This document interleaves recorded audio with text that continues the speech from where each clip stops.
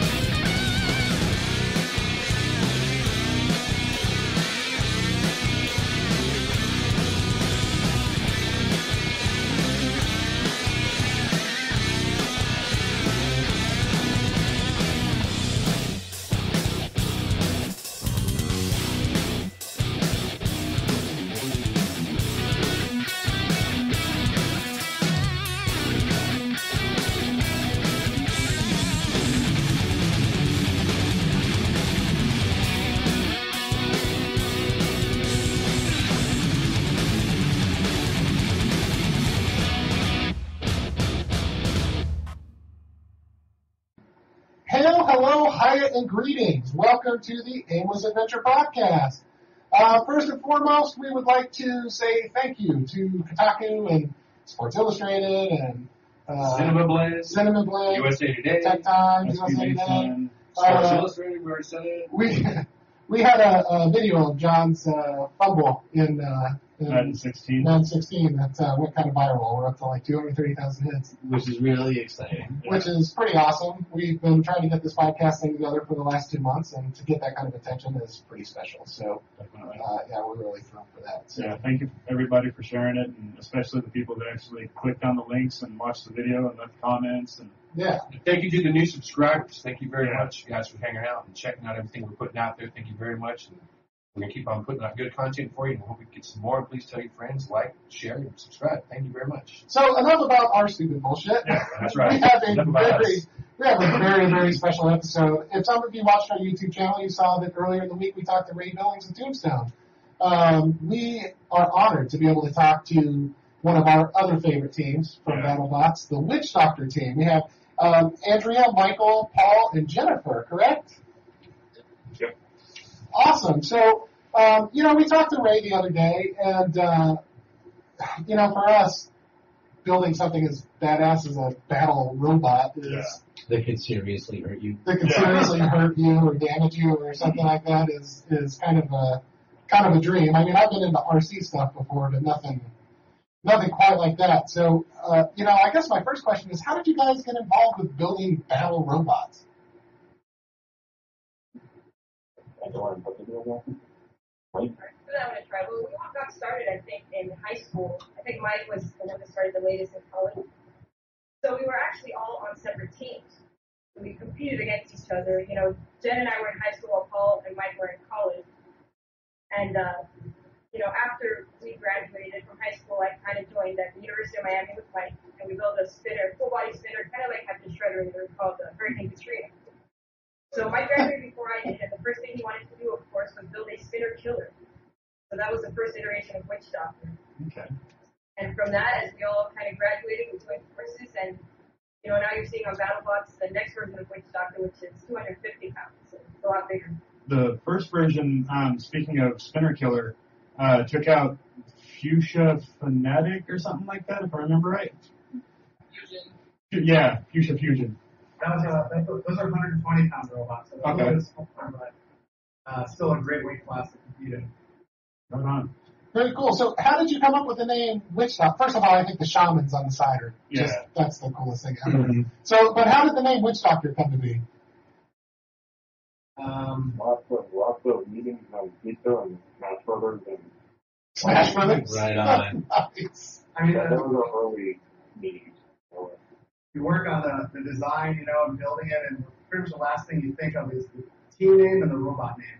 And so, we had the robot pretty much all done, and we're a couple days before the event, and we're like, all right, what do we call this thing? And, in a few weeks of late nights and no sleep and, deliriousness, basically, we're just like throwing around stupid ideas, and I don't know which that kind of stuck.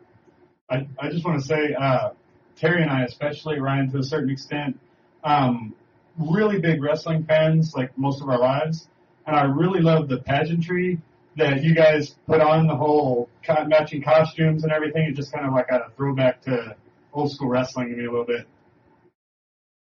And there used to be a team on the old show, a robot called Mobius. So after the first season, they actually brought Mobius back from the dead. So they have a fog-filled coffin with lights, and they bring the robot out of that.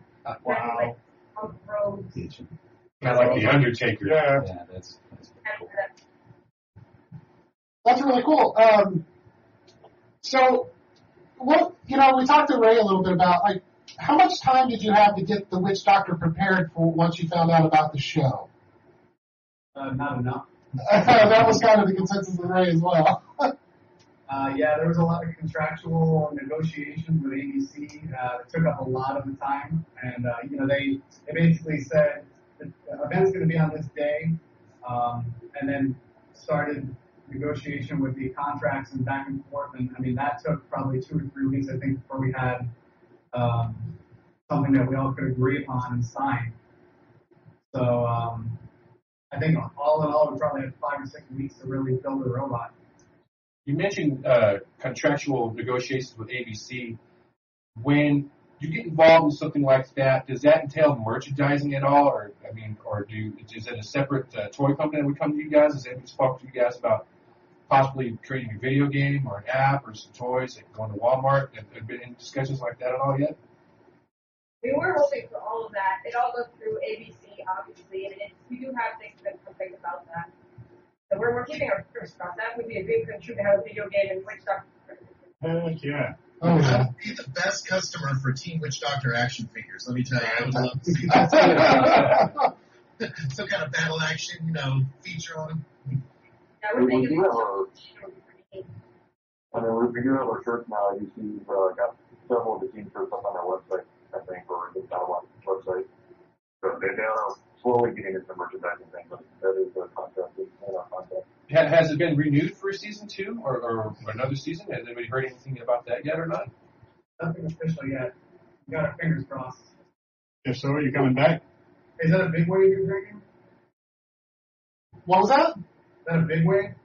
No, it's an Angry Orchard. Okay. Guess what this is? I keep it old school and old English. I believe that's for the potion. Yeah. I'm from the hood, fool. That's right. Now, what's with Big Wave? That sounds interesting. It's a pretty good beer, I think. Kona Big Wave. Where are you all coming from? Where are you guys located out there? We're in Miami. Me and Andrea are in Miami. Yeah, we're actually sitting in our garage right now. It's about 90 degrees in here. So Oh, you can see. this is our typical robot building weather. First flight and it's pretty bad, so.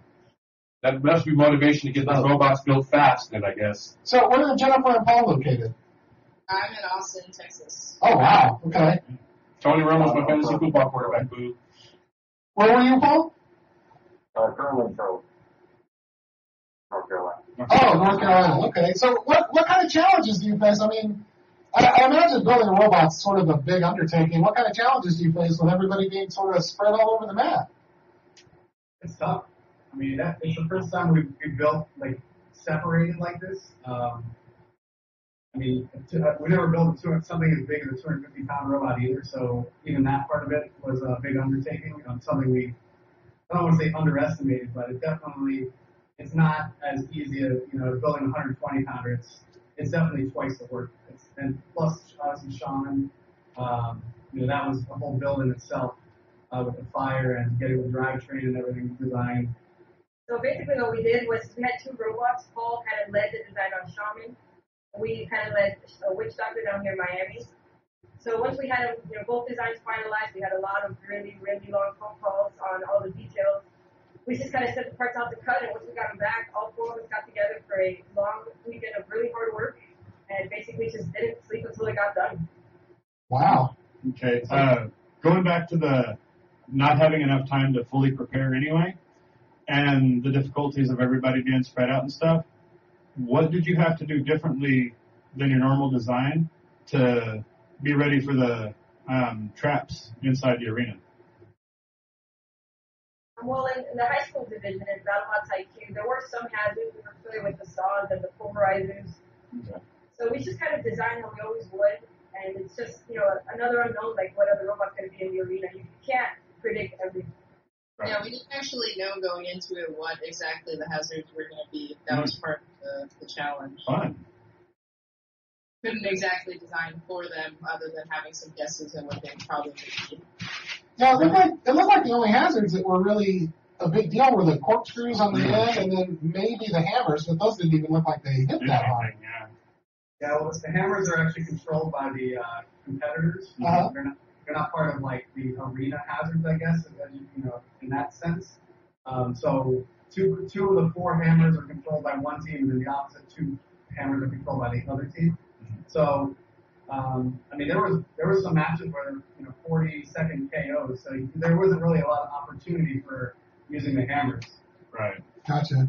So hammers do hit really hard. You're just looking at a lot of robots that have dealt with them before, so we know how to design for them. They hit really hard. Oh, wow. Very cool. So I think one of the things that we think is kind of cool, we usually have a lady on our podcast too, Helen, John's wife, but we always think it's cool when we see really smart women get into like kind of geeky hobbies. Yeah. And we kind of, like, you guys are like role models for women. Like, how do you feel about, being like a role model for, the kind of the geek revolution and like the female culture, And also, even with my wife removed, we're all big advocates and have a lot of respect for women in anything. So yeah. It's forever been more of a struggle for you guys than us. So it's hats off to you. I mean, Jen and I went to a school called Trailton down here in Miami, which is an all-girls school. They actually brought Super Revenge on the show, which unfortunately had some problems, so you didn't see a lot of it. But we were used to building robots in the all-female environment and kind of doing like a girls versus boys thing. So once we got out of that, it's just it's better to work together. And, I hate doing that, like, oh, we're girls, we're better than you, we're going to beat your robot up. Well, it's not about that. I think the girls that are watching at home, I don't need to tell them, hey, look, we're girls and we're building robots. They can see that. It's right in front of them. Right. It's a lot more valuable for them to just see us play the same game everybody else is playing and, do our best and try to do well at it. Absolutely. Yeah, I just think it's awesome that you guys are role models, and it's neat to see this kind of thing get big. Yeah. It's great to have like little 5-6-year-old girls come up to us and just be so pumped up about BattleBots. It's great to see that. That is awesome. Yeah, I just had lunch last week with a coworker basically, and his daughter is really into the show, and he was saying he was so happy. He was like, "This is the first time I've seen her be interested in anything related to like engineering or tech," and he's like, "This is super important to me because I'm a computer geek, So it was nice to know you can have that sort of impact. And like Andrea said, you sort of just let Witch Doctor speak for itself. Yeah, heck yeah. Which it speaks well, by the way. Yeah, I think you guys are a fan favorite. I mean, did you kind of expect to be a fan favorite going into the show, or? Yeah.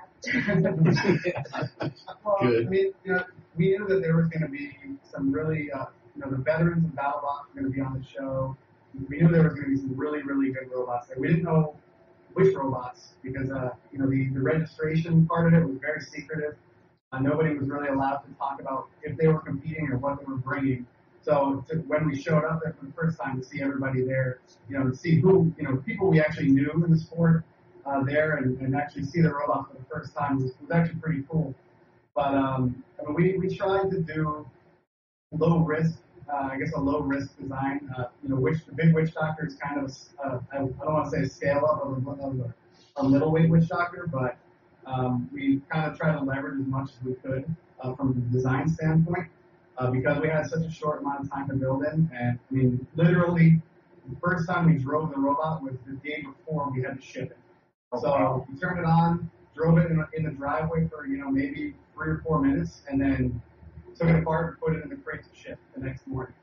That's bad. There's any, future robot builders watching this, practice driving your robot, practice testing your weapon. Do not do it in the arena for the first time. Yeah, that would be a nail biter. Right. So on the show itself, like, how much time did you guys have for like repairs too? I mean, because you built this thing in a hurry, shipped it across the country, and then like, what kind of time period did this whole show take place over? It looked, from watching the show, it looked like it happened over like a day and a half, maybe 2 days.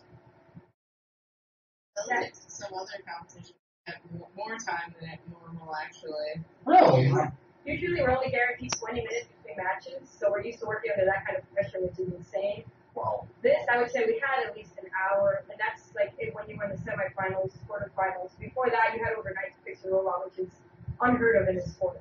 Yeah, I mean, the gating item was really, they were waiting for us. We were always waiting for the production crew to get ready for the next shot, really, because in some instances you have to do 2 or 3 or 4 takes of something sometimes, because they want to capture your emotion, like as you're, whatever, losing or winning, or some kind of conversation you're having in the pit area. Right. Just have like production crew run over and say, "Oh, hey, can you guys say that again?" And you have to wait for them to put microphones on you and all that crap. I mean, I think an important thing to clear up is that none of what you saw on the show was scripted.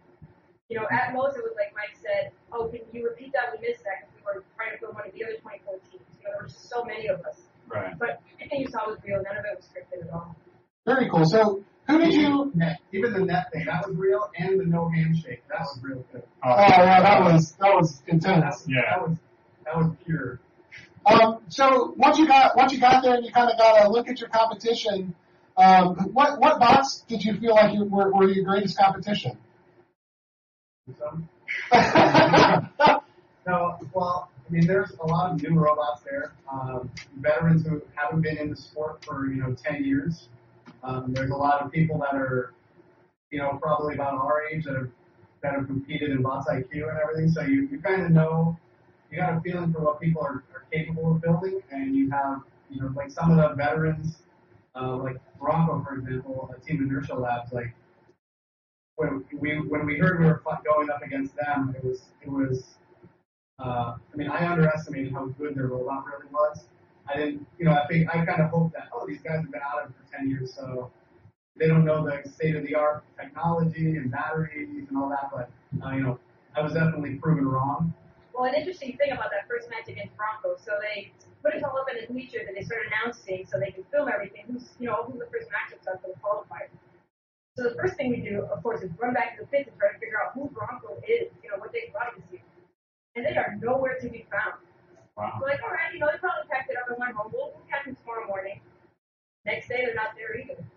So they had actually taken the robot back to the shop with their local, and they were, modifying it to go up against our robot. There was a lot of intimidation factor there. We didn't really know what to expect. We thought maybe they were just trying to hype it up, but they did make some changes for that match. I have a question for you. There was a couple of matches, the 3-way battle royal for the fan favorite match specifically. If you would have stayed on your wheels, I think you would have had it. Are you guys working on a self-righting mechanism for next season? We will self-right for next season. Awesome. We'll get stuff like that again. Yeah, that was frustrating seeing you on your butt and not being able to do anything. Shaman whacking the hell out of you. And I tried. Yeah, I tried. Got a question for you guys. Really good idea, I think, to give it a self-righting, kind of make it into a useful secondary weapon kind of thing. So we're looking forward to trying something out there. Like a flipper or something, maybe? Yeah, well, we won't say too much about it yet. Gotcha. So, Bill Belichick, what exactly are you doing second down tomorrow? I'm trying to keep that close to my vest.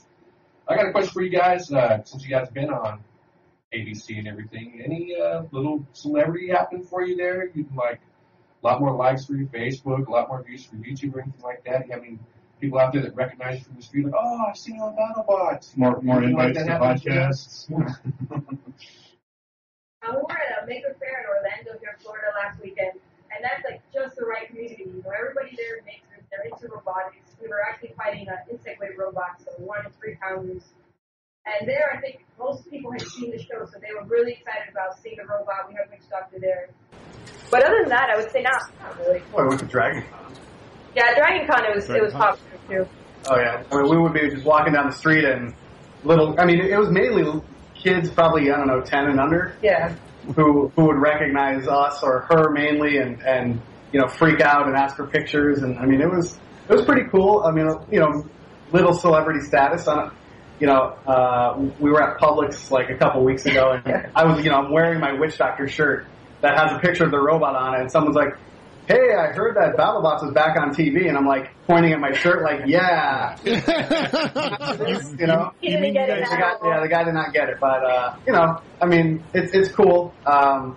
Hopefully season 2, and I mean, I don't know. I wouldn't say celebrity status, but I mean, for us, this has been like our not undercover, but like underground hobby all these years, where we kind of like, our parents know about it and stuff, and now I talked to my little nephew who's 9, and he knows who Icewave is and Tombstone, and he likes him better than he likes our robot, Aww. It's just so cool to be able to talk to them in that kind of, specifics, and they think it's awesome now, and, we've been doing it for years, so for us it's nothing new, but to see so many kids excited about it is awesome. You know what? If I could say something here, this is kind of cool hearing this story. I had always heard about how people had saw Star Wars and got into astronomy or writing or filmmaking. Think about all those kids that are seeing you, that they're looking up to you. They're our future engineers, and you're motivating them. And I think that's really cool, guys. Definitely. So. Yeah, we've been getting a lot of questions, almost every day from people that want to start building robots. So we try to answer those as close as we can. People watch wrestling, they want to fight. They watch NASCAR, they want to race cars. So hopefully we'll get some people excited about engineering and building some robots. Definitely. That's cool. You're saying you don't really get recognized all that much, so you don't walk around in purple and green with top hats on? Maybe that's what we do. We don't wear my shirt, but yeah, the top hat would help a lot, I think. Yeah. I'm sure it would. So, now I think I remember from the show, was it Andrea that did you work on prosthetics? Is that?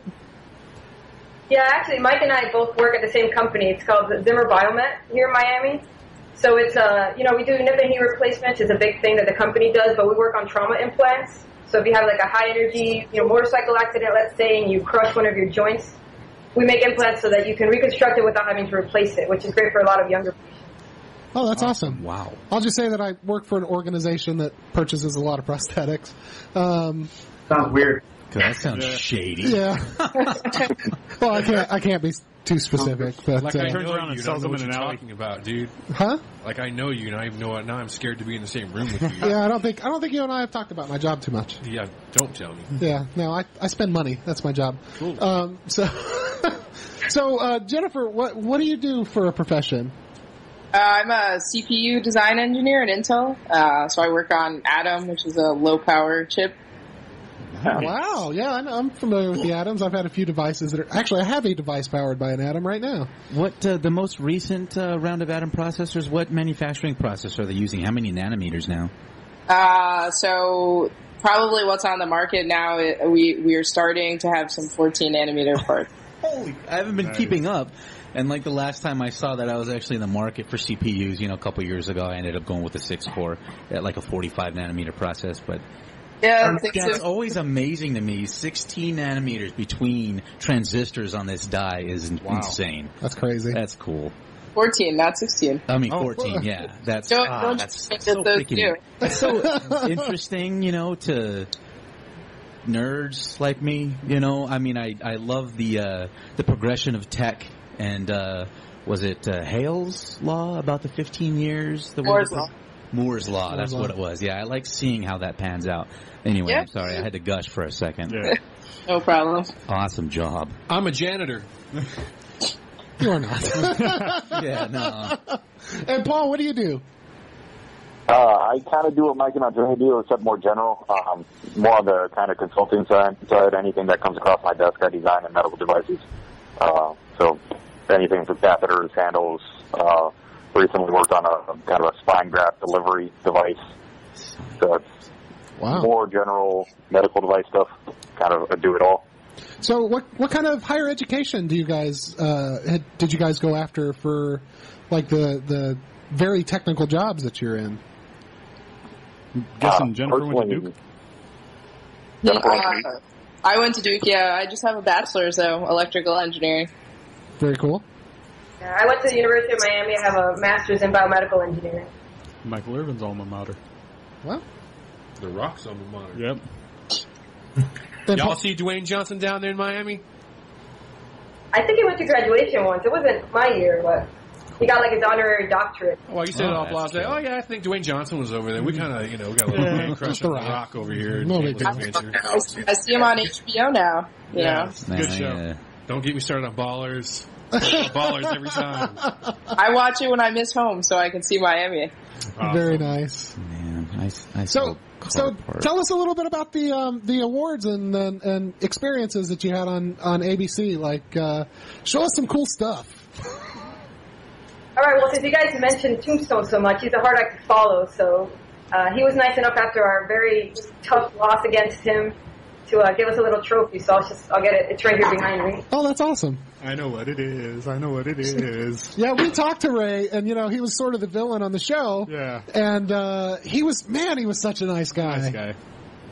So, I don't know if you can see it here. This weighs about 30 pounds, so it's... Whoa. Wow. There. Gosh. So this is a cool side of it for all of our engineers here, so you can see Whoa. Yeah. That's a very clean shear. Damn. Wow. So this is probably about a third of his weapon, I'd say. Probably, yeah. Yeah. That is amazing. The amount of force behind that to make that thick chunk of metal shear like that is impressive. What is that, aluminum? No, it's a tool steel. Steel, isn't it? That one's steel? He hasn't used an aluminum one for a while. That was the lighter one he had. Wow. That's killer. That's amazing. No disrespect, your guys' drum blade is no slouch either. I was watching some of your videos and compiling a little intro video for our video we're going to put on YouTube, and you guys destroy a bowling ball pretty good too. Yeah, thanks. I mean, we kind of had to do that in lieu of Ray's video getting a lot of views and popularity. So I'm at least one view on yours. When you guys that was kind of a cool thing that we did because we put that video up right before a Tombstone match. So it was kind of like a subtle hint, whatever happens, win or lose, our robot is in one piece and it does still work, which is more than I think anybody else that fought him could say before us. Exactly. So a few people caught on to that and they were saying, oh wait, is this a spoiler? We're seeing the robot work, he must have won. Very cool. When you guys test your impact weapons, have you ever used any media to test on to simulate soft tissue or anything? Like fruits, gel, meat, or anything like that? Watermelon just to see the type of trauma it would cause, No. I wouldn't have thought of that either because that's kind of gross. I mean, I don't know who would go that far. Only you, Ryan. Only you, brother. I would have demolished a couple steaks or something. I mean, It's a waste of a good steak. Steak's like $9 a pound. I didn't say good steak. Big old chuck roast or something. No, I'm not talking about ribeyes or something, man. Yeah, but then you get your bottle sticky. And, Yeah, that's true. Yeah. Very not cool. Hey, you probably buy a whole pig. Yeah. Oh, a pig. That would, Oh, yeah. gross. Ooh, see. Like that guy with the sword? If I'm hitting old robots instead, they fly really far and it works better than a pig. Well, I mean, when we hit that watermelon, it was funny because you guys watched the video, right? Yeah, it took a good bite out of that watermelon. So the watermelon was like the last thing we actually hit for the day, and we already had started packing up the truck and everything, and Andrea was really insistent that we hit this watermelon. It was going to be awesome. And I knew it was going to spray shit everywhere. So I really didn't want to do it because I didn't want to get stuff all inside the robot. So we taped up all the ventilation holes and everything, and we had the truck parked behind us probably about 20 or 30 feet, and I had the door open.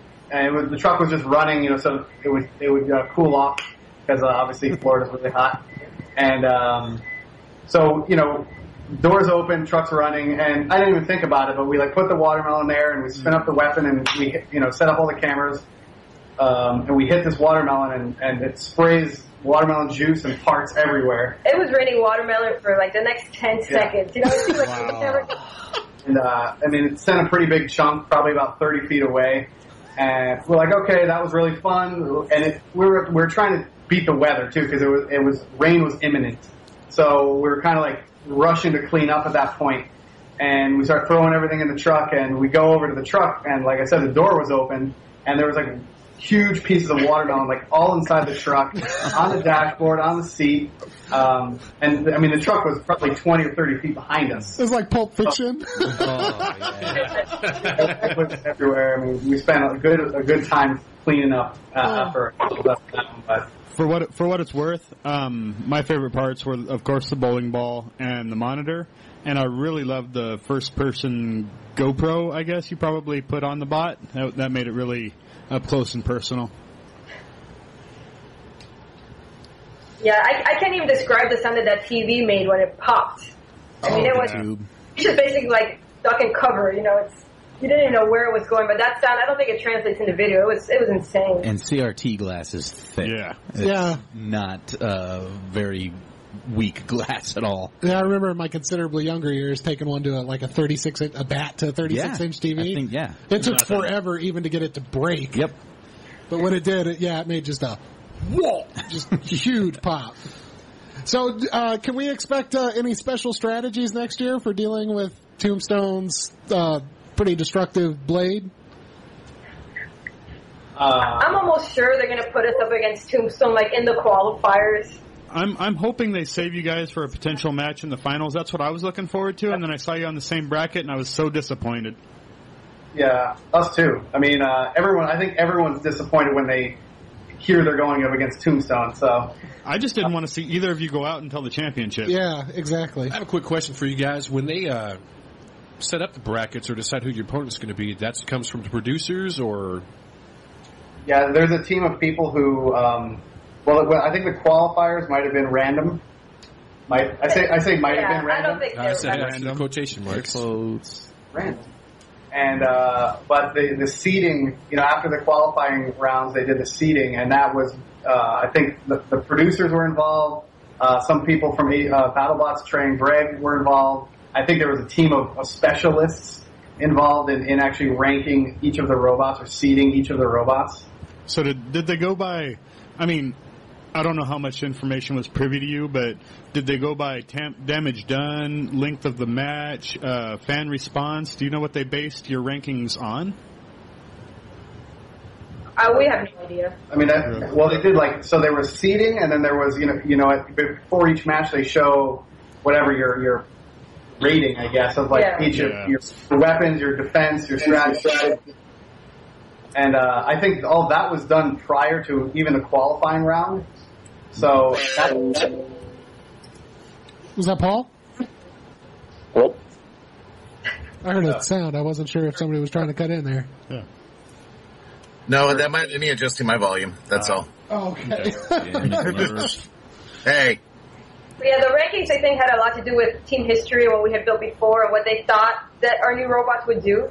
Okay. So Woodstock was actually rated pretty highly, I think, considering that we've never tried a multi-bot design before and never built anything this big. So, yeah, I think that's why we got paired up with Bronco first match. I love the heck out of Shaman. What do you think his effectiveness was in the long run? Do you think he really helped, or will he make a return? And I love the kamikaze dive bomb effect that Shaman had. Paul, you should answer this one. Well, I thought Mike would jump in on that. Shaman's fun. I'm not sure about the overall effectiveness. It's more of a kind of a scare tactic and intimidation thing because it was shooting 10-foot flames. So it's definitely a huge distraction, I think. Especially I was driving Shaman and either Andrea or Jen were lighting off the fire, so I never really knew when they were actually going to shoot the flames myself. So I was just driving around, and sometimes it would burst out a 10-foot flame, and I knew Shaman, it was designed to had some heat proofing on the inside, so I wasn't really worried about it. But against Bronco in that first match, you can't really see it. There's one shot they showed on TV, but they were actually smoking at the end of the match. Oh wow! One of their motors, they kind of said that they installed it or something, but I kind of want to take credit and say that we overheated it using Shaman. And effect, as far as the effectiveness goes, Ray with Tombstones, he even admitted that he was afraid of Shaman, because had we put Shaman in there and had we not gotten Shaman completely obliterated in the first hit, if Shaman could have gotten behind him, then it was basically a perfect size to do the same thing we did against Bronco, just barely lift the wheels off the ground. Right. And Bronco was able to escape it because they had their flipper. But if we did that against Tombstone, then they'd be pinned until somebody hit them. Definitely. It does have a strategic advantage there. I have another Shaman-related question. I can't remember which fight it was, but you're trapped in the corner, and Shaman was just, I don't know if it was a malfunction on the igniter or if it was strategy, but you were just pumping gas into the other bot, and then Witch Doctor came in, and the sparks from the hit ignited an explosion that was really awesome. Yeah, that was totally the igniter not being in the right place. Okay. Still bitching, But it was though. Cool. It was awesome. It looked really cool. It worked out really well for us. It was nice TV. Smoke screen. I don't think that was strategy. Unless I We want totally did that on purpose. Totally did that on purpose. Awesome. Good job. doing the multi-bot is actually really complicated from a driver's perspective, especially not having enough time to really practice the driving and the technique of the strategy. You know, it's especially with like Shaman, the very first match against Bronco and also against Overdrive, when me and Paul talked and we said, all right, so Shaman let's have Shaman box rush the other robot, and then Witch Doctor can come around and kind of sneak up from the back, I guess. But what we didn't plan for, I think, was the fact that Shaman being 40 pounds against a 250-pound robot basically just bounced off of anybody that was running at him. So in the Overdrive match, Overdrive meets Shaman basically in the middle of the arena, and Shaman just gets bounced 180 degrees back and almost straight back into Witch Doctor's weapon. So, I think next time we'll have to come up with a better plan or maybe anticipate some of that. But I definitely think the multi-bot was effective to answer your original question. It's just to kind of add what we were talking about before, the fire that Shaman was only pumping gas. Mm-hmm. We weren't doing that on purpose, but I don't know if they made it clear in the show that Overdrive's actually using hub motors in his wheels. That's why his wheels are so big. So once Witch Doctor takes a bite out of them, it looks kind of like this. See if you can see this here. So all of this. Yeah. That's a chunk. So that's why there were so many sparks coming out. Okay. And that's what actually ignited Shaman's flame, and we still had some fire that match thanks to Overdrive itself. So that worked out better than we planned, I think. Okay, you keep showing us damage you've inflicted, but I noticed Witch Doctor's in the room. Do you have any battle scars remaining that you might be able to show us? Sure. I mean, we'll have to bring you to the robot because we can't bring the robot anywhere. Yeah, I'm sure. It's like in TV Cribs. Yeah. This is where the action happens. The magic happens right there. Shine, too. Let's lower it a little bit. So if you see this is the nose of the skull here. If you see this chunk that was taken out here, and again here on the forehead, these are right from Tombstone. Oh, man. So this is hardened S7 tool steel. It's just over 2 inches thick. Jeez. So that's some serious energy there. Yeah. So, we hit them once every rotation because it's asymmetric. So we only have one tooth on the design. Mm-hmm. But he was hitting us in between revolutions. Yeah, wow. The speed of his is pretty nuts. Yeah. And you can see, I don't know if you can aim the camera a little lower. On the frame, we got some hits too, which is ultimately what had the weapon stop working. These big frame rails here tweaked just enough to bind up the weapon. So when we were upside down, we were actually stuck on the top of these, we call them bunny ears, and the jammed weapon, which was jammed like this. So we just had, all those 3 points of contact there. Wow. Nasty. That's awesome. Thank you. That is really amazing. So we also have this other big gash. Well, it's really hard to focus this thing, man. Right there. Yeah, that's from Nightmare. Wow. Okay. In our so Yeah, there's a big hole in the back of our robot, which we can't show you. Nightmare is a nasty robot. actually, that's not the other weapon assembly. Yeah, Yeah, I mean, that's really most of the damage that Witch Doctor took throughout the event. I mean, honestly, it was held up surprisingly well. Yeah. It's pretty immense the power that these bots have to be able to do that kind of damage to you, but it's remarkable that you came out with that little of damage, really. Yeah, I think it was most obvious in the Rumble, but Witch Doctor is probably the smallest robot there. Yeah. It's really small for its weight. We practically fit, could drive right under Nightmare. So I think it's just dense, and it uses, thicker material than some of the other robots. So that, it's different strategies, I guess. It can help or hurt you, but we like to go that way.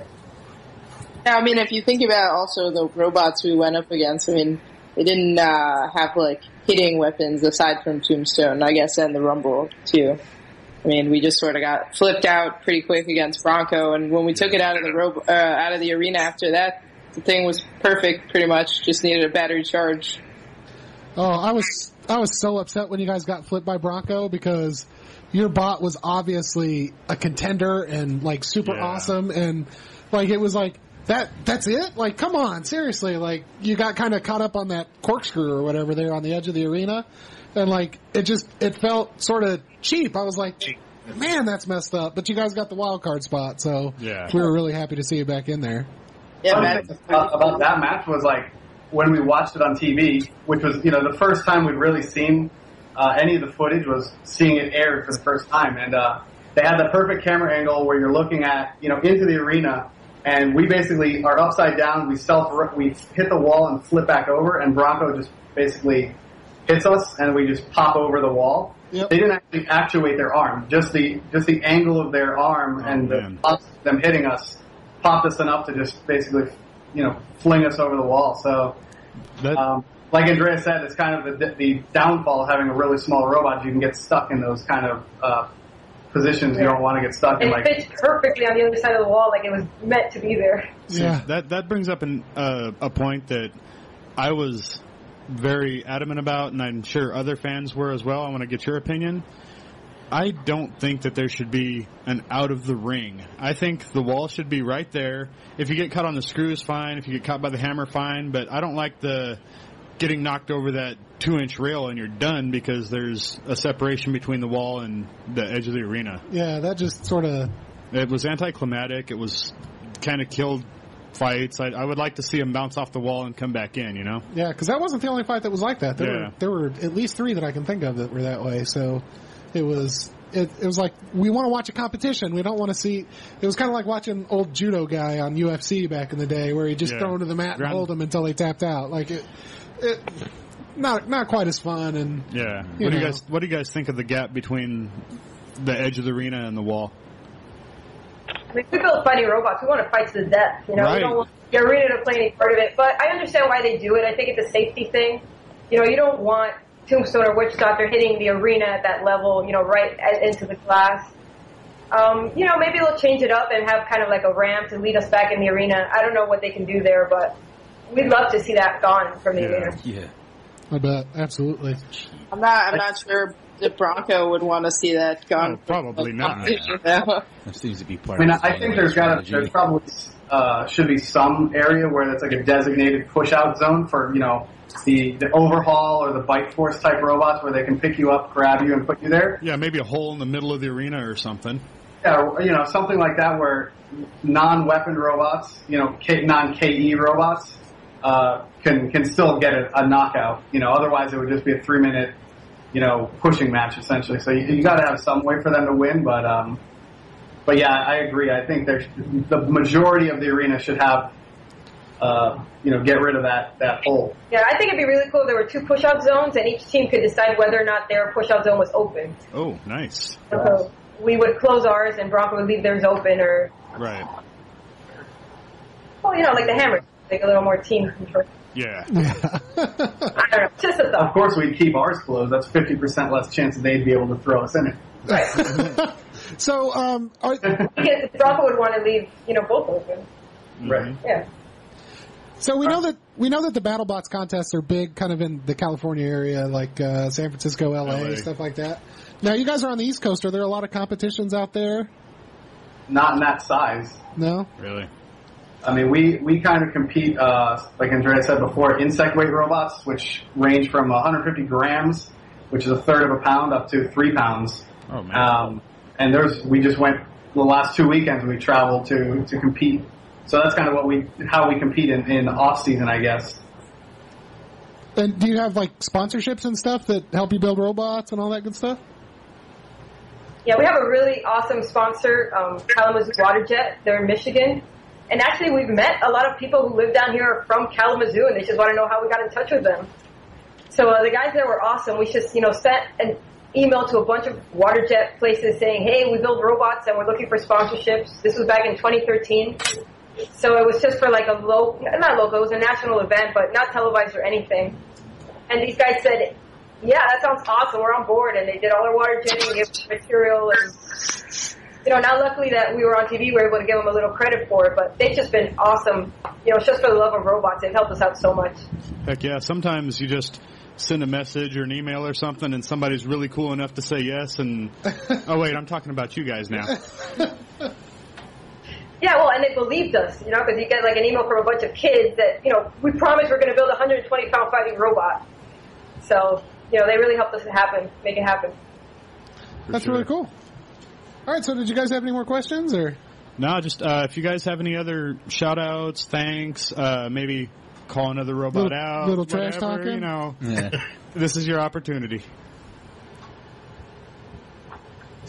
I don't know. I think we'll limit our trash talking in case ABC's listening and pairs us up against those specific robots for next year. Like, don't say Tombstone, don't say Tombstone. Very cool. Well, we're really honored that we had you guys on here. We're gonna get into most of our other segments of our podcast. You're welcome to stick around if you want. All right. Well, thanks for having us. Yeah.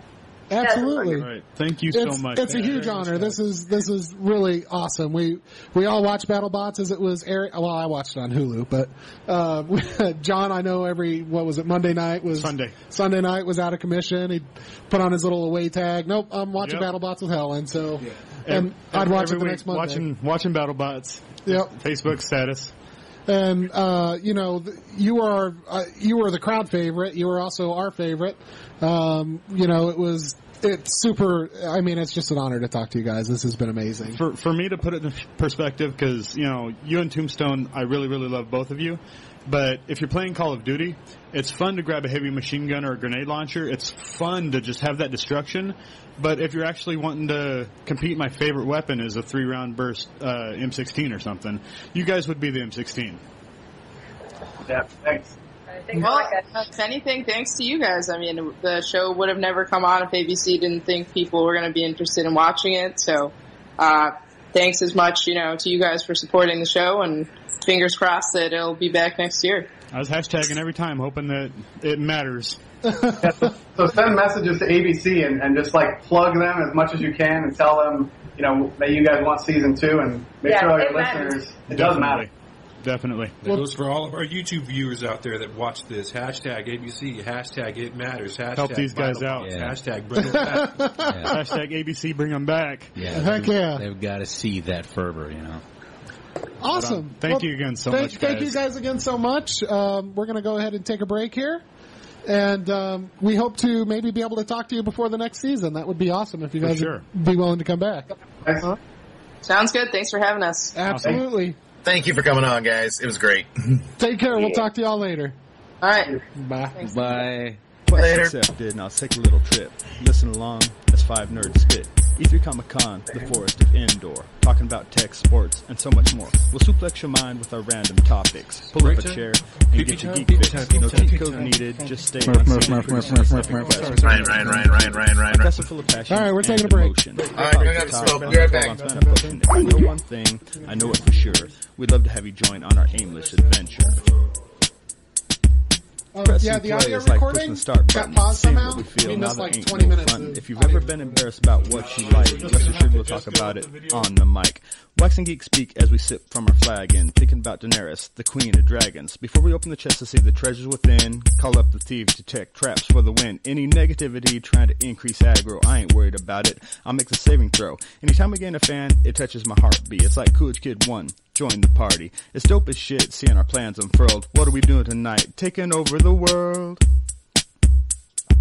Started in a garage like Eddie Vedder. Yeah, I saw the movie, but the book was better. I know by now your interest is peaking. We got a +2, Micah speaking. Talking about the league's leading scorers, also our deaths in the tomb of horrors. Tell a friend if you like our show, y'all. Poker listeners gotta catch 'em all. Geekzilla, or a little nerdling.